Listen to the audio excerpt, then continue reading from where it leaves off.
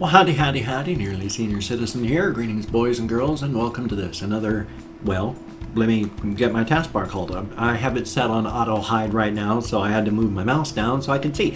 It is 6:51 a.m. It is Monday, the 26th of June. Son of a gun. Yay! Once again, I just want to say hello. Thank you all to absolutely every single one of you for watching the Nearly Senior Citizen William Robin show, I guess is, basically Phil DeFranco gets to call his thing a show. I'm going to call this a show. Welcome to the Nearly Senior Citizen show. Doesn't matter, it's a blog. It's what I use to process for my morning time. I'm a talker. I have to process by talking. If I can't talk, I can't process. When I started my days before, when I lived in my brother-in-law's garage, I didn't vlog back then, and I would spend most of my days and time falling asleep, waking up, falling asleep, waking up, falling asleep, waking up the entire day, not really able to get my thoughts in order. When I started doing my morning vlog, living in there, it helped, I noticed, to sort my thoughts and get things in order. I was able to put that together with information from my whole life. I've been a talker, and I figured I gotta process. That's how I process my thoughts, talking. I'm a talker, always have been. I've had way more estrogen in my system than I probably should have as a guy. But life is life, so I've got lots of non-typical male habits, like I'm a talker, talk. Popular culture myth is that women talk all the time, and I've always talked about twice as much as any person I've known, male or female. So I'm a talker, but that's how I process. That's how I get my thoughts in order. It's like a bubble sort. It bubble sorts my stuff for the day. It gets things in order and processed. I don't fall asleep as much. My thoughts are so much more ordered, and I'm able to actually get things done when I do a vlog. So thumbs up on that. It actually does help me process and get my thoughts ordered for the day. And that is an excellent thing. And thank you so very, very much for watching. I can't imagine that watching and just a crazy older guy with mental issues trying to process his thoughts so that he can get ready for the day is all that fascinating. But thank you so much for watching. Thank you so much for being interested. Thank you so much for caring. You are beautiful, awesome people. How can I tell? You're watching this, aren't you? Thumbs up on that. Now, I don't have a ton of subjects. It has been way too hot. I don't do heat well, and it's only going to get worse, of course. Every single year has been hotter than the year before it for like the past 16 years. We've hit the tipping point of carbon in the atmosphere. We are heating up the planet frighteningly fast. It doesn't look like there's any hope that we're ever going to be able to slow it down even. But, so, the guy that successfully predicted global climate change, James something or other, I can't remember, like a Lovelock, something like that, but the guy that successfully predicted global climate change from way back in the 70s, his thought on this all is by, 2100, we'll have screwed up our system on our planet so badly that we will have entered another ice age, because as soon as it gets hot enough and we get too much moisture into the air, that's going to raise the albedo on our planet incredibly, and then we're going to start reflecting heat, and then suddenly it's going to get cold. And when it gets cold, it's going to snow a lot, and then we're going to reflect more heat, and then it's going to get colder, and it's going to snow more, and then we're going to reflect more heat, and then it's going to get colder. He's predicting that right around the equator is going to be the only place that's not covered in ice. And of the hundreds of thousands of humans left, out of the billions we have left, they're going to be eking out their survival there. Now, this has happened before. I don't know how many times to our planet. We've entered ice ages. We've had many mini ice ages. We're on our way, and it's human created. Thumbs up for that. Don't put too much hope in the future. We're human. And unfortunately, that means we're all going to die. Now, I have talked with other people.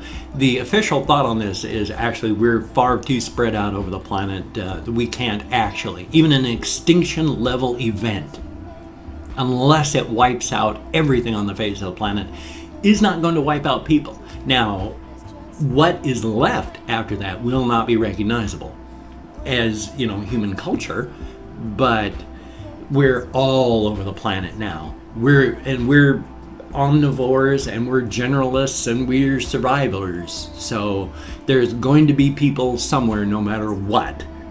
Who knows what the future will be like after that? You know, when we go from the 7, 8, 9, however many it is, billion people we have now to, you know, under 1 million. What is society going to be like after, when, you know, people recover? We've used up all of the easy to get to resources, and in fact we've decided that it's too easy to go mining. Now we're just taking the mountains down. We're just destroying mountains, and a team of like 12, 15 people can destroy mountains in a week. There's nothing left. If civilization collapses, we have nothing to drag ourselves back up with. We've taken all the easy to get resources out of the ground, and there's nothing left. We have so many resources, so many minerals now that are gone, that we can't even get to anymore with our technology now because they're gone. We've used them all. So when stuff collapses and it's on its way, I have no real hope for humanity. When it happens, what is society going to be like? What is civilization going to be like? It is going to be like nothing like we know. Nothing like we know. And that might be the future. I mean, think 1 million years from now, after there's been a war, and people have emerged to create a society that in no way can we even imagine, because they'll have to try and live in the world where there's no resources to get anymore. So I don't know what's going to happen. I used to have so much hope for the future. I still love Neil Asher's science fiction novels, The Polity, The Future. It's when AIs took over, stopped humans from killing each other, took over and are the government of the, you know, the science fiction universe of the polity now. Because whenever humans, you know, you're given in his stories the right to, if a planet votes enough, they can separate, and they can separate and remove themselves from the polity. Generally when that happens, it's about 5-10 years before the blackened radioactive mass of the planet is habitable again, so people can go down there and find out what happened, why people slaughtered each other so badly that the planet's uninhabitable now. Because people are people, and we're like children. We're untrustworthy, and it's true. Take a look at our world leaders. Take a look at the President of the United States. He's a child. Take a look at the leaders of most of the countries around the world. They're spoiled children. Yay. Ugh, it's so irritating. I wish I had hope for the future, but when I look at our world's leaders, there is no hope. There is no hope, especially here in the United States. I mean, the Republican Party, I mean, no form of government, you know, Republicans and Democrats, yes, there are two heads on the same body, and it's a rapacious, horrific beast that is there for its own power, and to hell with everyone else in the world. But there's two heads. There's Roger and David. Roger doesn't care. Roger just says, I want mine, I'm eating, I'm killing, get out of my way. If you're there, you look hungry, you look good. And it's I'm getting mine, to hell with the rest of you. And so it's like no real thought for the future. It's, I'm hungry now, I want power now. I'm going to screw all of you guys now because I want power now, to hell with the future. Now the head of David realizes that if you destroy everything now, you've got nothing to eat in the future. So David does its level best to try and make sure that the poor, the weak and all that, they have scraps thrown to them so that they can survive into the future, so that when David gets hungry and needs to eat some of them, there's more of them left. We've helped sustain that portion of the population that we feed on, so that there's more to feed on later. So Roger, who's in charge now, is just busy eating everything with no thought beyond, I'm hungry now. What am I going to do in 5? I'm not even going to think of that. I'm hungry now. Whereas David at least is going, oh, well, you know, all of you that I'm not eating, here's some stuff. You go out, you live, You know, you need a little money? Here's a business. I might need to eat you later. Here's some money. You keep your business going. I'll be back later. I might eat you then, but I'm going to check on you then. I like David. It's the same body. It's the same ravenous body of government, but at least the head is trying to make sure that others are going to survive later to be eaten instead of just like we've got right now. Thumbs up. Now, there was some stuff I actually wanted to talk about. Like, there's been my big thing on labels and humanity and race and all that is I base all this on science and stuff. You know, if you take a look at people, like I say, on a deep level, we're all the same. Our skin color is roughly the same as, like, here.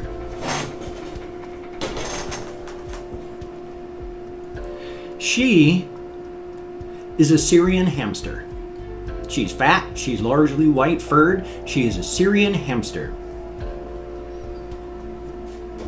Let's say she's well, let's give her a label of, because she's got a lot of white, she's a Caucasian hamster. And then this little guy, right there, Bobo. Well, this little guy, he's a Syrian too. The exact same species, but he's largely orange. Well, we better treat them as a different species then, hadn't we? All orange hamsters we'll call orangatrons, and all white hamsters we'll call whiteatrons. That doesn't change the fact that they're still just Syrians. They're not a different species, it's just different fur color. Same thing with people. We have different skin colors because of where we grew up over time. We evolved to local areas, and for sun, for all the stuff we eat, for protection, our skin colors changed. Does that mean we're different? No. That mostly white hamster and that mostly orange hamster, still just Syrians. Just because my skin color is white and somebody else's skin color is dark brown or light, light brown, or, is Asian colored or Indian colored, East Indian, it doesn't matter. That's just our fur. And while I understand, we are excellent at creating labels. We are excellent at creating labels. And then we cling to those labels as our identifiers, as who we are. It makes us human. It's who we are.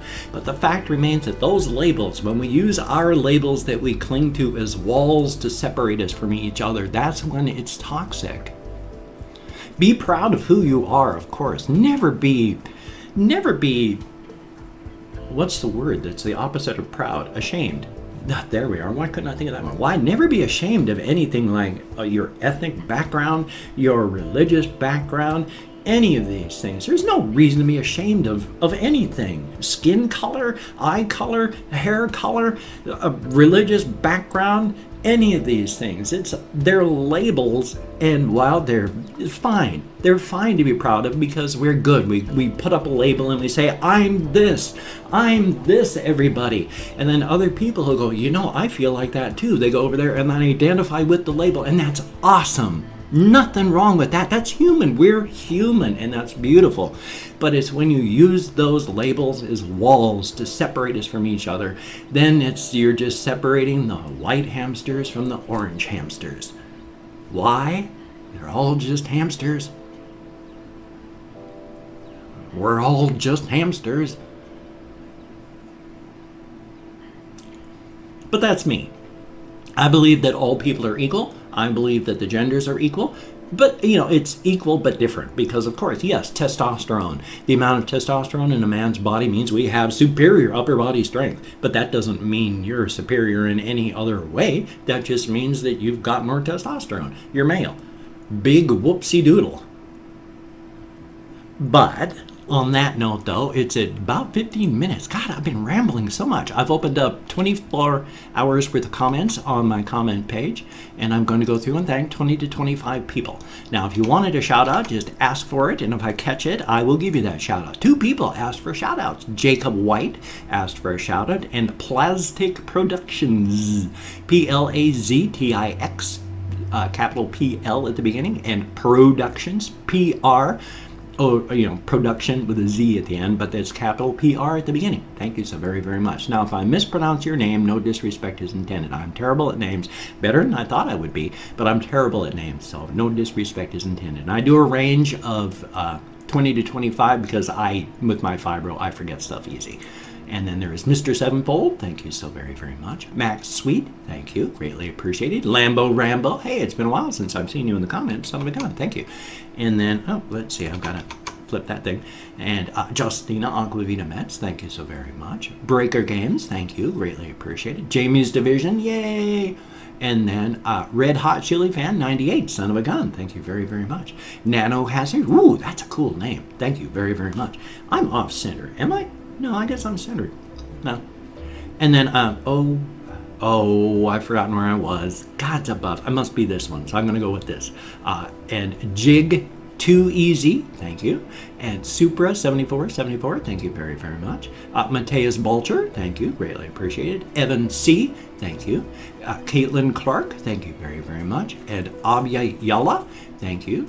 And Zeppelinator 427, thank you very, very much. Music Lover 9917, thank you. Cameron LaForest, thank you very, very much. And then there is Maya, thank you, greatly appreciated. Katie Herzig, thank you very, very much. I am your worst nightmare. Thank you. And X-Fan, F-A-N-N, thank you very, very much. And last but not least, Isaiah Perez, thank you very, very much. Greatly appreciate it. You get me out of my head, into the world, and then it's a wonderful thing. Thank you so very much. Now that I'm running out of time quickly, I'm also going to do my greetings real quickly, where I say good morning in as many different home languages as I can. Like, bom dia, dia deed, dia guit. Gwit, not Gweet. Guten Tag, Annhanyo, Asseyo, Buenos Dias, Buna Dimanata, Ohio, Labrit, Labas Ritas, Kamusta, Buongiorno, Terra Homokost, Yorigeld, Boirabaive. I hope I'm close. I cannot remember that pronunciation. It drives me crazy. I'm so sorry. Bariluz, Nihao, Kalimera, Bonjour, Bokertov, Jean Dobry, bless Farman, Chest, Labdien, Dobre Utro, Mesa Olhaley, Dobre Rano, Berida, Privyet, Merhaba, and go forth and have the crack. Good food, good drink with good friends, and that is a very good thing. Doesn't have to be an alcoholic beverage, doesn't have to be crack cocaine, doesn't have to be a prostitute spreading her thighs for you. Nope, the crack. Good food, good drink with good friends. Son of a gun. Oh, we're about 18 minutes. Where does the time go? I start off at 20 minutes. Start off saying I'm going to go for 20 minutes, struggle to find something to even think of, and then at the end I'm going, my God, I haven't even started and the time is running out. If you could check out my links down there, that would be awesome. Click on Show More, they open right up. There's merch that no one even buys ever. Take a look at it. You can see what it is before you don't buy any. And I've got like Twitter, Facebook, GoFundMe, my blog, patreon.com. There's something else. I keep forgetting all the links. They're down there if you could check them out, though. My thanks to everybody who's donated to my GoFundMe account. If you could help, that would be awesome. I'm minus 300 in my checking account, and I need to get to zero by the 3rd of next month. And otherwise, I'm only going to have $900 out of my $1,200 disability, and I've got $1,000 rent. If you could help, that'd be awesome. Here are all my patreon.com patrons. Thanks you so very, very much. You are beautiful, awesome people. I wouldn't even have been able to live here in this house this long without all of you people and all of your wonderful help. Thank you so very much. You are beautiful, awesome people. Thumbs up on that. If you could toss me a like, that would be awesome. I do appreciate all the positive validation I can get for my existence. And if you could subscribe to the channel, that too would be cool. I understand. I'm a weird older guy. I'm set in my ways. I'm just a weird older guy.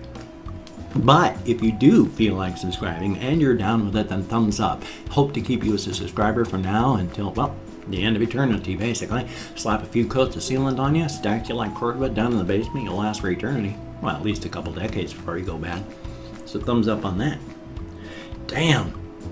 time's almost out. I got a reaction video coming up. I got a game video coming up. Hopefully I'm going to be able to keep doing more walkies as I keep going here. Weather has to be good along with how I feel, so thumbs up on that.